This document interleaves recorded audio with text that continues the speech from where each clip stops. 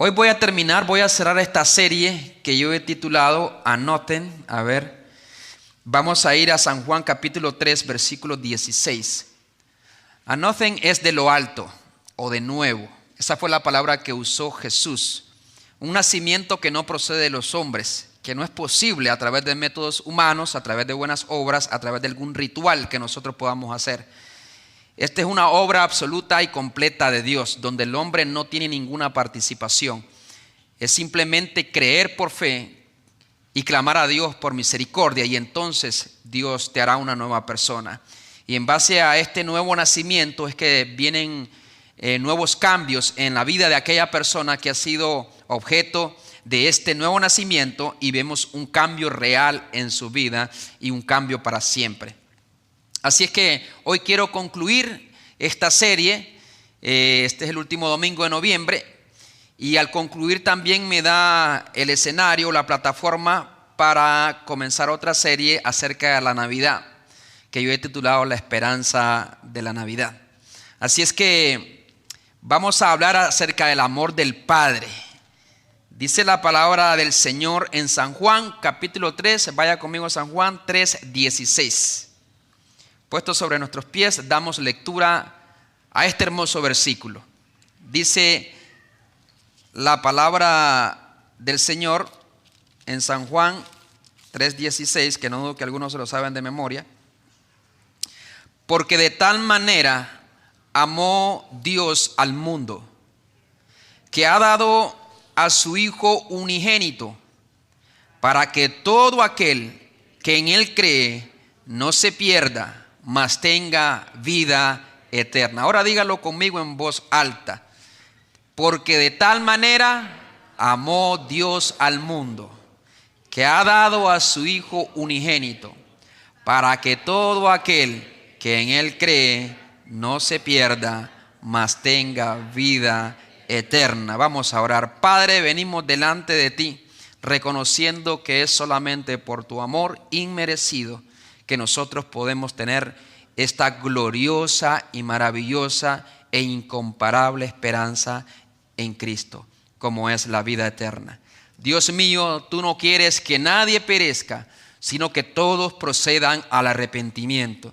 Y tú sigues llamando a los que están cerca y a los que están lejos, para que escuchen tu palabra y se vuelvan a ti, Señor, y a través de Cristo puedan encontrar el perdón de pecado y escapen de la perdición perpetua. En Cristo Jesús. Amén y amén. ¿Pueden sentarse, mis hermanos? Un padre que trabajaba como operario en las vías de un ferrocarril o de un tren, y su función era subir y bajar un puente para que el tren pasara, de un puente colgante para que el tren pasara. Su hijo a veces le acompañaba y a veces no. Se da la ocasión que en una ocasión, cuando su hijo se dispuso a acompañar a su papá, se descuidó un poco papá, y como suele pasar, un niño está aquí y al rato está por allá. Entonces, cuando notó, su hijo estaba precisamente en la plataforma donde se unía el puente con las vías del ferrocarril. Y al ver que venía el tren a alta velocidad, obviamente, él tenía que bajar aquel puente colgante, pero había visto que su hijo estaba precisamente en ese lugar. En ese momento, miles de cosas pasaron por su mente. O sacrificar a su propio hijo y para que fuese aplastado por el puente, o permitir que cientos de personas, a quien él ni siquiera conocía, de pronto murieran al desviarse aquel tren y caer en el agua. ¿Qué hubiese hecho usted si usted hubiese sido aquel padre? ¿Hubiese bajado la palanca y aplastar a su propio hijo para que vivieran cientos de personas a quien usted no conocía? ¿O usted hubiese permitido que su hijo viviera y murieran cientos de personas? ¿Qué hubiese hecho usted en su lugar? Sea sincero. ¿Qué hubiese hecho usted? Algunos hubiesen preferido vivir con la culpa de haber matado o haber sacrificado a 100 personas pero tener a su hijo. Otros hubiesen hecho lo que este hombre hizo, según esta película. Fue bajar la palanca con el dolor de su alma y aplastar a su propio hijo, pero salvar a cientos de personas. Y en el video se mostraba que el tren pasó y aquel hombre estaba totalmente conmocionado y herido y fuera de sí. Las personas del tren solamente lo miraban y no sabían ni por qué. Me puse a pensar, así es el amor de Dios por nosotros. Y nosotros que vamos montados en ese tren nada más miramos a un lado lo que Dios hizo. Sacrificar a su propio hijo. Y a veces, como dice la Biblia, ni siquiera es objeto de gratitud sincera delante de Dios. Sabemos que Dios envió a su hijo, pero eso no provoca nada en nosotros. No toca las fibras más profundas de nuestro corazón. Nos puede tocar una película que vemos por ahí, nos hace llorar. Pero escuchamos que Jesús murió y es un mensaje ya repetitivo. Ya como aquellas personas en el tren miraban a aquel hombre y no se identificaban con su dolor y no sabían que les había salvado la vida. Dios quiso aplastar con el peso de su ira y su justicia a su propio hijo para poder salvarnos a nosotros, para poder redimirnos, darnos la oportunidad de nacer de nuevo. El amor de Dios básicamente es la base para que nosotros podamos nacer de nuevo. Este versículo, Juan 3:16. Levante la mano si hay alguno que nunca había escuchado de Juan 3:16.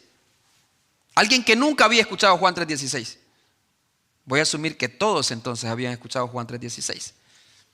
Porque de tal manera amó Dios al mundo. Este es un versículo muy conocido dentro del círculo cristiano y aún dentro del pueblo no cristiano.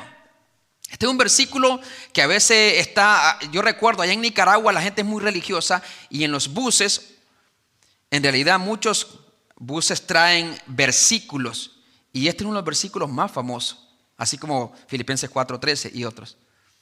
Pero realmente la gente entiende lo que ese versículo dice y en qué contexto Jesús lo habla, lo pronuncia y cuál es el propósito por el cual Jesús pronunció este versículo.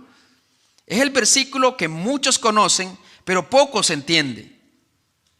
Nosotros hoy nos presentamos delante de la palabra de Dios en este versículo para entonces poder comprender el mensaje de Dios. Voy a hablar de 3 cosas básicas en este último sermón del nuevo nacimiento, una nueva creación. Número 1, voy a hablar acerca del amor de Dios por el mundo. Voy a hablar acerca de la magnitud, de la grandeza del amor de Dios por el mundo.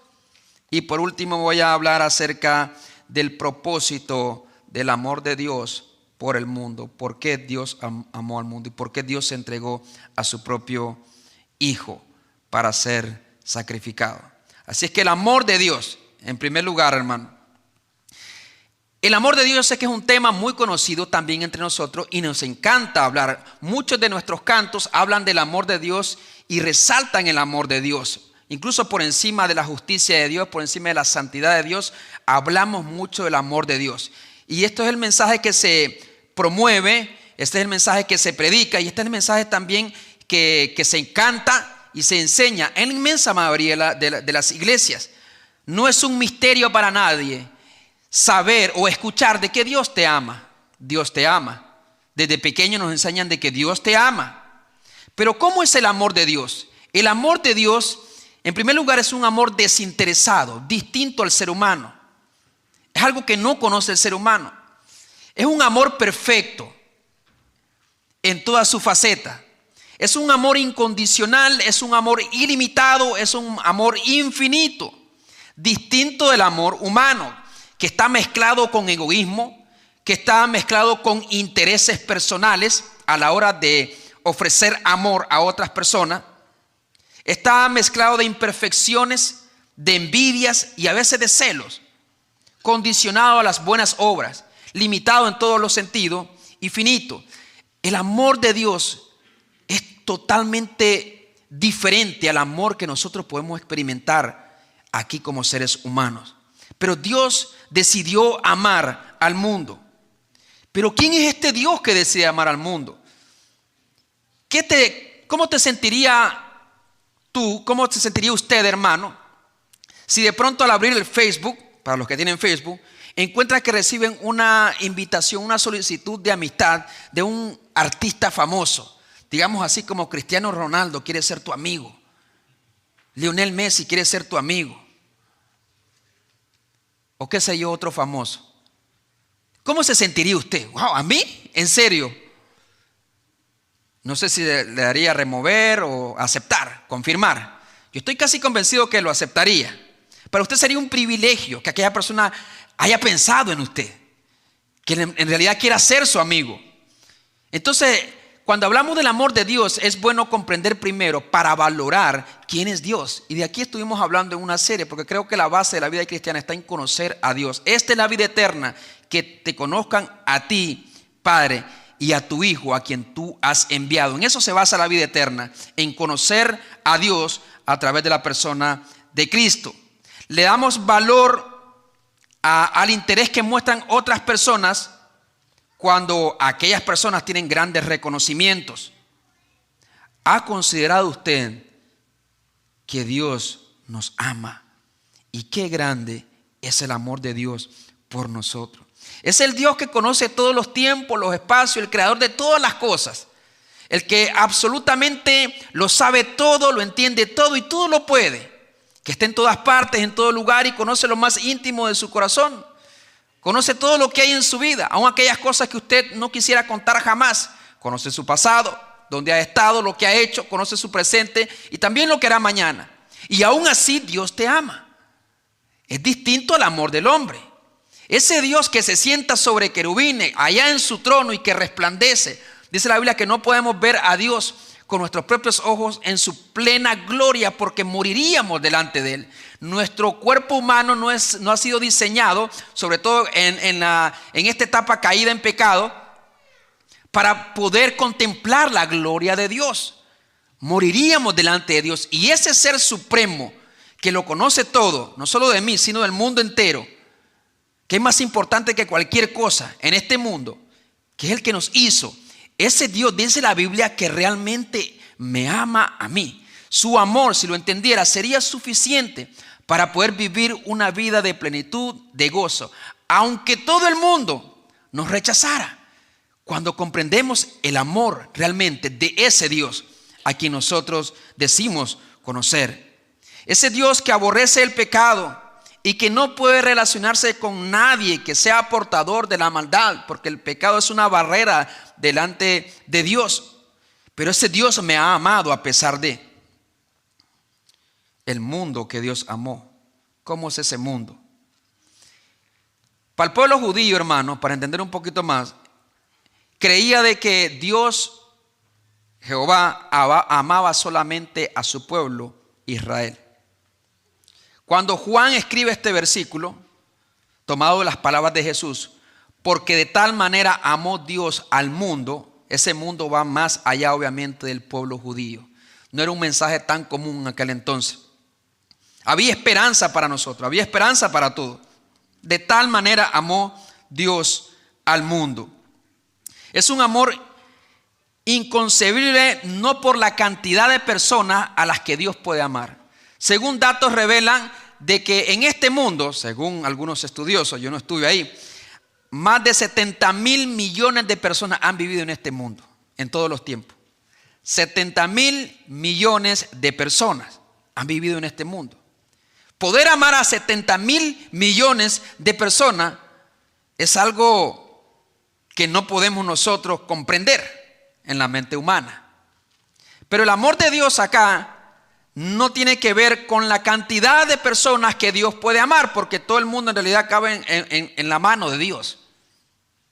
Para nosotros es mucho, pero no se puede medir el amor de Dios por la cantidad de personas a las que Dios ha amado. No se refiere necesariamente a eso la palabra mundo, sino que se refiere precisamente a los seres humanos en su condición caída en pecado. Eso es lo que hace muy particular el amor de Dios. A quienes Dios ha amado. Dios amó al mundo. Pero ¿cómo es este mundo? Para explicarlo un poquito mejor, una hermana se le acercó a un famoso predicador llamado Charles Spurgeon después de leer Romanos 9:13. Y algunos dirán, ¿qué dice Romanos 9:13? A Jacob amé, pero a Esaú aborrecí. Eso dice la palabra de Dios en Romanos 9:13. A Jacob amé, mas a Esaú aborrecí. Y le dijo a aquella hermana, a Charles Spurgeon, ¿sabe qué, pastor? Yo no entiendo este versículo. ¿No lo entiende, hermana? Y Charles Spurgeon respondió, yo tampoco lo entiendo. Pero espere un momento, le dice, ¿qué es lo que usted no entiende? Yo no entiendo cómo Dios pudo aborrecer a Esaú. Spurgeon le dice, lo que yo no entiendo es cómo Dios pudo amar a Jacob. ¿Sí ve la diferencia? Porque a veces vemos del lente equivocado. Yo no sé cómo Dios pudo aborrecer a Esaú. Esaú haría todas las cosas que lo calificarían como una persona aborrecible delante de Dios a causa de su pecado. Yo entiendo eso, dice Spurgeon. Lo que no entiendo es cómo Dios pudo amar a Jacob, siendo Jacob, que el mismo nombre significa engañador. Eso es lo que no entiendo. Entonces, cuando comprendemos cómo funciona el amor de Dios, que Dios ama aquello que no era digno de amor, que Dios le da valor a aquello que no tiene valor intrínseco en sí mismo. ¿Han escuchado esa psicología barata que se predica? ¿Sabes cuánto vales tú? Mira la cruz, eso vales tú. ¿Tú crees que tú vales una gota de la sangre del Creador? Eso es mentira. Yo no valgo nada. No valgo eso. Ni la mirada del Creador merezco.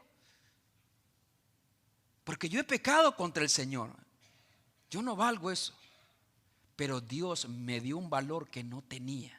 Y ese valor se encuentra en la persona de Cristo y en Cristo solamente. Amén. Eso es lo que enseña la palabra de Dios. Estamos muertos en delitos y pecado. Y hemos levantado el puño en contra de un creador, de Dios santo, soberano, que todo lo puede, que todo lo domina y que podría aplastarme en un segundo. Justamente.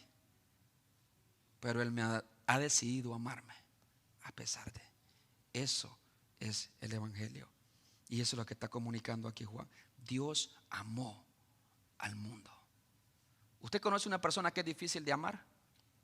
Quizás puede ser un amigo, un compañero de trabajo, su jefe, su pareja, qué sé yo. Imagínese que usted muestre amor una y otra vez por esa persona. ¿Lo vale? No necesariamente, pero usted decide amarlo. Decide darle valor y buscar su bien a esa persona. Ese es el amor de Dios. Porque de tal manera amó Dios a este mundo. Un mundo que es contrario a los valores y al sistema de Dios. Obviamente movido por la mano de un hombre caído en sus pecados. No me sorprende honestamente de que Dios pueda aborrecer a Esaú. A mí honestamente me sorprende que Dios pueda amar a Jacob siendo Jacob. Eso es lo que me sorprende a mí. Y cuando nosotros no entendemos esa realidad, no le daremos valor al amor de Dios. No mostraremos tanto interés por el amor de Dios. El amor de Dios no va a ser suficiente para nosotros. Porque no hemos comprendido el gran amor de Dios. No por la cantidad de personas a quien Dios puede amar, sino por la capacidad de amar a personas como nosotros, como usted y como yo. Y ahí lo dice en el versículo 14 y 15 de San Juan 3, 14 y 15 en el contexto. Porque a veces nada más leemos Juan 3, 16, pero no leemos el contexto. Mire lo que hay antes. Dice el versículo 14 y 15 de San Juan 3. Y como Moisés levantó la serpiente en el desierto, así es necesario que el Hijo del Hombre sea levantado, para que todo aquel que en él cree no se pierda, mas tenga vida eterna. El ser humano obviamente fue amado por un Dios que no le motivó otra cosa para hacer lo que hizo, más que su propio amor sobre una humanidad que estaba y sigue agonizando a causa de su pecado. A esa humanidad, Así como los israelitas agonizaban cada vez que eran mordidos por una serpiente, así también hay una humanidad que desangra y que agoniza y que no sabe ni cómo moverse en la realidad que les ha tocado vivir porque están lejos de toda la vida y de toda la luz. Y es lo que dicen más abajo también. Cómo está este mundo. No solamente agoniza en su propio pecado, no solamente está desangrado y herido emocional, relacionalmente, espiritualmente, sino que también en el contexto, mire el versículo 19. En el versículo 19 del capítulo 3, ahí mismo, estamos en el mismo capítulo 3 de San Juan. Veamos este mundo. Y esta es la condenación, que la luz vino al mundo y los hombres amaron más las tinieblas que la luz porque sus obras eran malas. Si hay alguien que no se acerca a la luz, a Cristo, no crea que es porque, es que en la iglesia hay muchos hipócritas. Es porque ama su propio pecado, esa persona. Por eso no se acerca al final, en su corazón. Porque como han dicho, al trabajo va, aunque hayan hipócritas. A la escuela va, aunque hayan hipócritas. Al hospital va, aunque hayan hipócritas. Entonces, ¿por qué la iglesia no va? Porque ama las tinieblas. ¿Y por qué las ama? Porque sus obras son malas y se deleita en esas obras. Y al venir a la luz se siente juzgado, se siente descubierto. No solamente ama las tinieblas, que este sermón ya lo prediqué, dice el versículo 20, porque todo aquel que hace lo malo, ¿qué dice? Aborrece la luz y no viene a la luz para que sus obras no sean reprendidas. Quiero mantenerlas aquí, en lo oculto. ¿Para qué voy a ir a la iglesia si allá hay personas como yo? Si allá hay personas peores que yo. Mejor me quedo gozando de mi propio pecado, de aquello que me trae placer. Entonces, esa es la humanidad que Dios amó. Esa es la humanidad que Dios decidió voluntariamente amar. Dios no nos ama por lo bueno que somos o que nosotros hayamos provocado amor. El amor de Dios. Nosotros no provocamos el amor de Dios. Dios sí puede provocar que nosotros le amemos a Él, pero nosotros no podemos en nuestra naturaleza amar a Dios ni hacer que Dios nos ame más. Dios nos ama porque decidió amarnos en la persona de Jesús. La magnitud del amor de Dios. Entonces, cuando hablamos del amor de Dios, Dios decidió amar a un mundo que lo rechaza, a un mundo que agoniza, a un mundo que ama las tinieblas y que no quiere venir a la luz, que no quiere venir a Él. A ese mundo amó Dios. Es decir, nosotros. ¿Qué tan grande es el amor de Dios? Dice la Biblia, el versículo 16. Porque de tal manera amó Dios al mundo que ha dado a su Hijo unigénito. Como aquel hombre que encontró una perla de gran precio y vendió todas las demás perlas valiosas que él tenía, porque sabía que aquella perla era mucho más valiosa. Así es Cristo, tan valioso en la vida de aquellos que han sabido encontrar, por la misericordia de Dios, su amor y su gracia. No midas el amor de Dios por las riquezas, por el bienestar, por la prosperidad, por la sanidad. Hay mucha gente que promueve todas estas cosas y las hace ver como las cosas más importantes, pero deja a un lado la gloria de Cristo. El amor de Dios tiene una medida y es el sacrificio de Jesús en la cruz del Calvario. Si tú has dudado del amor de Dios porque no ha cumplido tus sueños, porque no te ha sanado, porque no ha obrado en cierta situación en tu vida, tú estás viendo el amor de Dios detrás de una cortina de humo. No lo estás viendo con claridad. Hay algo más valioso que Dios nos ha dado. Hay algo más importante que Dios nos ha dado. Y es la persona de su Hijo, de su propio Hijo, Jesús. Yo no sé, hermano, si alguna vez ha considerado donar algún bien por el beneficio de los demás. Yo voy a veces a renovar mi licencia y me hacen otra vez la pregunta: ¿quieres ser donador de órganos? Digo, no vaya a ser y me lo saquen antes de tiempo. No, así piensa mucha gente. De pronto todavía estoy vivo, pero el hijo de algún importante necesita un riñón o algo así. Pero de todas maneras le he puesto que sí, después de que mi esposa se asegure de que estoy bien, que ya no estoy aquí. Yo digo, ¿para qué quiero este cuerpo? Si alguien más puede vivir.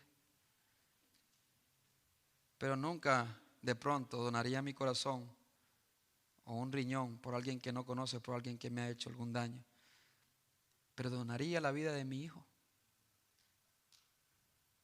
por algunas personas que lo necesitan, que necesitan sus órganos. Claro que no. No creo que alguien acá lo haría. Quizás usted pueda donar dinero, recursos, bienes, tiempo, pero nadie de pronto donaría o entregaría a su propio hijo para ser sacrificado. Nadie tiene mayor amor que este, dijo Jesús, que uno entregue su vida por sus amigos. En realidad, Dios ha entregado. Usted sabe que Dios pudo haber entregado ángeles, arcángeles, querubines. Tienen miles de millones, sin pecado. Nunca han tenido un mal pensamiento, han vivido en pureza y en santidad desde que fueron creados. Pero en su trono Dios decidió él mismo, porque solamente él podía pagar una deuda eterna, solamente un Dios eterno podría pagar la deuda del pecado. Él decidió vestirse de humanidad, nacer de la Virgen María y vivir una vida perfecta, para que esa vida perfecta se contara a nuestra cuenta, y morir en la cruz para que su muerte también se contara a nuestra cuenta, y entonces nosotros podamos tener la esperanza de la vida eterna. Eso es lo que Dios hizo, pero tuvo que entregar lo que más amaba. Y usted encuentra este cuadro perfecto en la experiencia de Abraham, cuando Dios le pide a su único hijo amado, a Isaac: quiero a tu hijo, a tu único, a quien tú amas, le dice Dios. Y aquellas noches, aquellos más o menos 3 días que duró el viaje hacia el monte Moriah, yo estoy seguro que Abraham quería arrepentirse, sacrificar a su propio hijo. Eso Dios le había pedido. Pero básicamente Abraham sacrificó a su propio hijo. Dice las escrituras que preparó el altar de piedras, puso fuego debajo, amarró a Isaac, y no solamente lo amarró, él lo tomó y lo acostó sobre el altar. ¿Usted se imagina a cuál de sus hijos usted sacrificaría si Dios le pidiera uno? ¿Al menor? ¿Al mayor porque ya vivió más? ¿Al más bonito? Lo pondría ahí. Imagínense ese cuadro. Imagínense que nada más tiene un hijo. No sé cuántos acá tienen nada más uno solo. Y que Dios te lo pida. Y eres el padre de la fe y tú has sido fiel con Dios. Y no entiendes a Dios. Te lo pide. Y llegas a ese punto de acostarlo, de amarrarlo y acostarlo. Y tomar un cuchillo afilado, porque vas a degollar a tu propio hijo. Y dice las escrituras que Abraham tomó el cuchillo. Ya se imaginarán el rostro de su propio hijo, Isaac, un adolescente para ese entonces. Y en su corazón extendió su mano, pero Dios le habló. Pero lo iba a hacer. Ahora nosotros sabemos la historia, Dios se lo impide, pero él no sabía. Él no sabía en ese momento. Él estuvo dispuesto a sacrificar a su propio hijo. Pero eso era nada más una figura de Cristo. El Padre sacrificando a su propio hijo. Y cuando dice la palabra de Dios ahí, Dios proveerá. Y Dios proveyó un sacrificio para sí mismo en esa ocasión. Así Dios ha provisto para nosotros, para el perdón de nuestros pecados. Hermano, la segunda persona de la Trinidad, su propio Hijo, con quien había tenido completa y perfecta unidad desde la eternidad, desde antes de hacer los cielos, las estrellas, el universo, el mundo, al ser humano, había estado en la perfecta unidad con su propio Hijo amado. Y tener que entregarlo, ya como dicen otras traducciones, renunciar a Él, a quien amaba por encima de todas las cosas, todos los reinos del mundo, todo el oro, los diamantes aquí extraídos y aquellos que están ocultos, todas las estrellas, las galaxias, los planetas, el mundo entero, no podrían valer lo que vale Jesús. No podrían ser más importantes delante de Dios que lo que es su propio Hijo, su Hijo amado. Lo entrega para ser sacrificado. Pero ¿con qué propósito al final? Y dice el versículo 16 ahí mismo. Porque de tal manera amó Dios al mundo que ha dado a su Hijo unigénito, para que todo aquel que en Él cree no se pierda, mas tenga vida eterna. Esperanza de vida eterna. Porque si Dios no ha provisto, no ha entregado a su propio Hijo para ser sacrificado, no existiera la más mínima posibilidad de que usted y yo pudiésemos tener vida eterna. ¿Y qué es la vida eterna? No es nada más vivir por siempre, porque en realidad todos viviremos por siempre. Es calidad de vida que nosotros podemos disfrutar aquí y ahora en la persona de Cristo. Vida eterna no es algo que Dios te da. No es algo que Dios nada más te da fuera de Él, sino de lo cual Dios te hace partícipe. Dios te une a sí mismo y entonces puede transmitirte y comunicarte su vida, la esperanza, el gozo, la paz que solamente Cristo puede dar. Esa es la vida eterna. No es algo que Dios te da independientemente a Él. Jesús es la vida eterna. Jesús es la resurrección en la vida. Y al unirte a Cristo, como un cable que está desconectado, si no está conectado a la fuente eléctrica, no más un cable muerto. Pero tú lo tomas y lo conectas a la vida, al poder, y entonces tienes vida. Entonces simplemente fluye la vida de Cristo en nosotros cuando nosotros creemos en Él. Dice la Biblia en 1 de Pedro 1, 3 y 4, como todas las cosas que pertenecen a la vida y a la piedad, nos han sido dadas por su divino poder mediante el conocimiento de aquel que nos llamó por su gloria y excelencia, por medio de las cuales nos ha dado preciosas y grandísimas promesas para que llegases a ser participantes de la naturaleza divina. Simplemente es como un feto en el vientre de su madre. Aquel feto no puede vivir si no está dentro del vientre de su madre. Así nosotros, la vida que Dios nos da está unida a Cristo. Y si hay algo que nos puede separar de Cristo, entonces hay algo que podría terminar con nuestra vida eterna. Dice la palabra de Dios precisamente en Romanos 8, 38 y 39, para que tengamos seguridad y certeza de esta gran verdad. Por los cuales estoy seguro de que ni la muerte, ni la vida, ni ángeles, ni principados, ni potestades, ni lo presente, ni lo porvenir, ni lo alto, ni lo profundo, ni ninguna otra cosa creada nos podrá separar del amor de Dios que es en Cristo Jesús. Amén. Nada nos podrá separar. Es decir, si alguien me puede desconectar o separar de Cristo, entonces me está separando de la vida eterna. Y por eso Dios decidió dar a su propio Hijo, porque su Hijo es precisamente el que nos comunica a nosotros la vida eterna. No una vida prolongada, porque todos las tendremos, sino una calidad de vida. Por eso necesitamos nacer de nuevo. Todos aquellos que están en Adán solamente morirán aquí y morirán por la eternidad. Pero aquellos que han nacido de Cristo pertenecen a una nueva creación. Han nacido de nuevo. Entonces están unidos a Cristo por la eternidad. Cristo nos salva. Y la única condición que Cristo pone acá, dice acá, para que todo aquel que en Él cree, no se pierda, mas tenga vida eterna. Pero recordemos, ese creer no es psicológico o mental nada más. Hay muchas personas que aquí pueden creer, pero hay muchos de esos que dicen creer no han nacido de nuevo, simplemente, y no están conectados a la vida que es en Cristo. y por lo tanto no se ven los cambios que Cristo produce. No se ve la vida que Cristo produce en la vida de todos aquellos que están unidos a Él. Se espera que si yo conecto un cable a ese tomacorriente, se espera que lleve poder, que lleve energía. Si conecto una lámpara, que alumbre, porque está conectado. Si nosotros estamos conectados a Cristo, unidos a Cristo por la eternidad, dice la Biblia que nada nos podrá separar del amor de Dios en Cristo Jesús.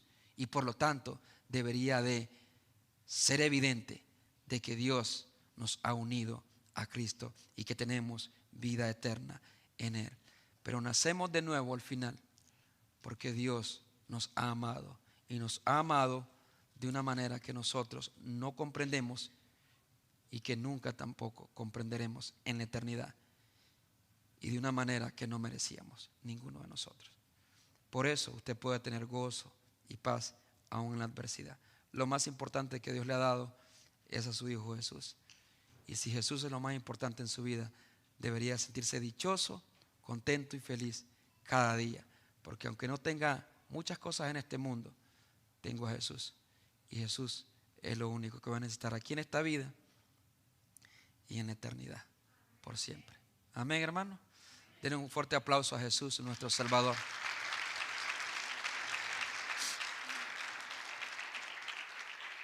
Vamos a orar al Señor.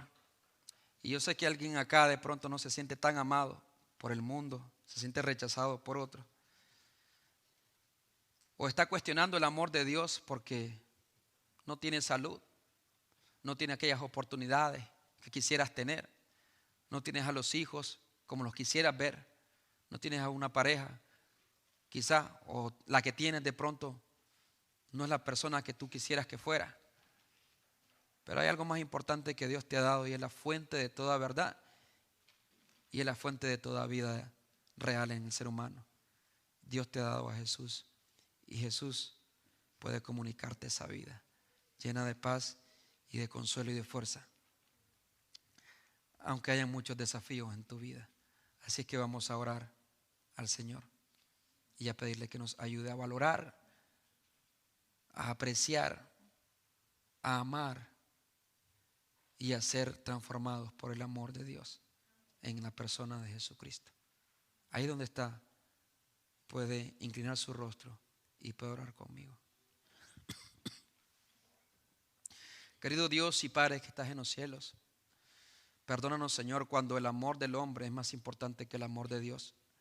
Perdónanos, Señor, cuando la prosperidad material es más importante que el amor de Dios en Cristo Jesús.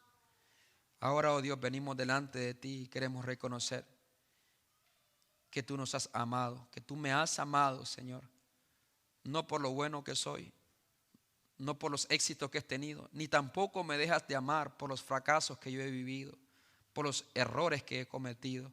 Tu amor excede cualquier error, tu amor excede cualquier pecado, cualquier maldad que yo haya cometido. Y en Cristo Jesús tu amor por mí es un amor incondicional y un amor perfecto. Nunca me dejarás de amar, porque nunca dejarás de amar a tu Hijo Jesús. Gracias, porque en medio de un mundo de egoísmo, de envidia, de heridas, de dolor, podemos reconocer que tú nos has amado.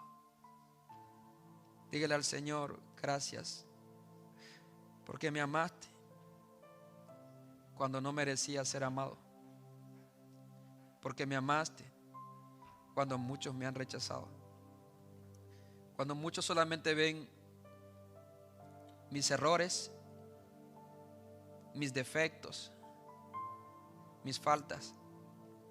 Tú has decidido amarme a pesar de. Tu amor es suficiente para mí. Dígale al Señor: tu amor es lo único que necesito, y tu gracia para poder vivir una vida en abundancia. Ayúdame a amar, Señor, como tú me has amado. Sí, a esas personas que son difíciles de amar, a esas personas que no merecen ser amados. Ayúdame a amarles, a buscar su bien, a valorarlos a pesar de, a cuidarlos a pesar de,